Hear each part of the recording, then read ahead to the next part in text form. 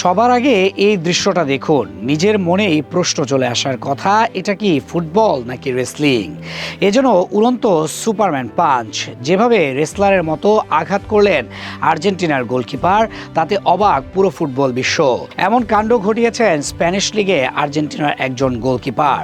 তবে এমন কাণ্ডে শুধু লাল কার্ড দেখেই থেমে থাকেননি, নিষেধাজ্ঞাও পেয়েছেন লম্বা সময়ের জন্য। ভাবা যায় আর্জেন্টিনার এমন একজন খেলোয়াড়ও আছে যে ফুটবল রেখে রেসলিংয়ের দিকেই বেশি প্রাধান্য দিয়েছেন। স্পেনের দ্বিতীয় বিভাগে গত রোববার রিয়াল জারাগোজা ও এসডি হুয়েস্কার মধ্যকার ডার্বি ম্যাচটি ছিল বেশ উত্তেজনাপূর্ণ। ম্যাচের এক পর্যায়ে নিজের সংযম হারিয়ে ফেলেন জারাগোজার আর্জেন্টাইন গোলরক্ষক এস্তেবান আন্দ্রাদা। প্রতিপক্ষের জর্জ পুলিদোকে ধাক্কা দিয়ে ফেলে দেওয়ায় রেফারি তাকে সরাসরি লাল কার্ড দেখান। তবে ঘটনাটি সেখানেই থেমে থাকেনি। লাল কার্ড দেখে যেন মেজাজ একেবারেই হারিয়ে গিয়েছিল তার। তাই তো মাঠ ছাড়ার সময় ক্ষোভের বহিঃপ্রকাশ ঘটিয়ে তিনি আবার ফিরে এসে পুলিদোর দিকে এমন আক্রমণাত্মক আচরণ করেন। Wow, so clean. ডায়লগস মানে ক্লিন, ক্লিন মানে ডায়লগস।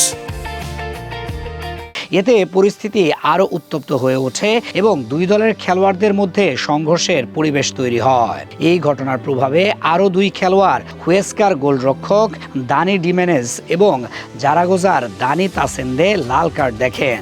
শেষ পর্যন্ত 1-0 ব্যবধানে জয় নিয়ে মাঠ ছাড়ে হুয়েস্কা। ঘটনাটি ইতোমধ্যেই ব্যাপক সমালোচনার জন্ম দিয়েছে এবং এটিকে চরম বিশৃঙ্খল পরিস্থিতি হিসেবে বর্ণনা করা হচ্ছে। তখন থেকেই ধারণা করা হয় আন্দ্রাদা দীর্ঘমেয়াদী নিষেধাজ্ঞার মুখে পড়তে পারে, আর সেটাই হয়েছে। শুরুতেই ধারণা করা হয় লাল কার্ডের জন্য 1 ম্যাচ ও এমন আচরণের জন্য সর্বোচ্চ 12 ম্যাচের নিষেধাজ্ঞা আসতে পারে তার উপরে। ঘটনার পর কঠোর সিদ্ধান্ত নেয় ফেডারেশন। প্রতিপক্ষকে আঘাত করার কারণে এস্তেবান আন্দ্রাদাকে 12 ম্যাচের নিষেধাজ্ঞা দেওয়া হয়েছে। এর সঙ্গে লাল কার্ডের জন্য আরও 1 ম্যাচ যোগ হয়ে তার মোট শাস্তি দাঁড়িয়েছে 13 ম্যাচ। এটাই একজন খেলোয়াড়কে দেয়া সাধারণত সবচেয়ে বড় শাস্তি।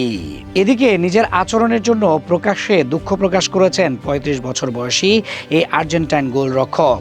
আন্দ্রাদা বলেন, এই ঘটনা তার ক্লাব, সমর্থক এবং একজন পেশাদার খেলোয়াড় হিসেবে মোটেও ভালো বার্তা দেয় না।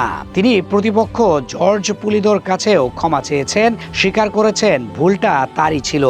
তিনি প্রতিপক্ষ জর্জ পুলিদোর কাছেও ক্ষমা চেয়েছেন, স্বীকার করেছেন ভুলটা তারই ছিল এবং মুহূর্তের আবেগে তিনি নিয়ন্ত্রণ হারিয়ে ফেলেছিলেন। আন্দ্রাদা আরও জানান, তার দীর্ঘ ক্যারিয়ারে এর আগে মাত্র একবারই লাল কার্ড দেখেছিলেন, সেটিও ছিল পেনাল্টি এলাকার বাইরে হ্যান্ডবলের কারণে। এবারকার ঘটনা তার জন্য এক ভিন্ন ও অনাকাঙ্ক্ষিত অভিজ্ঞতা।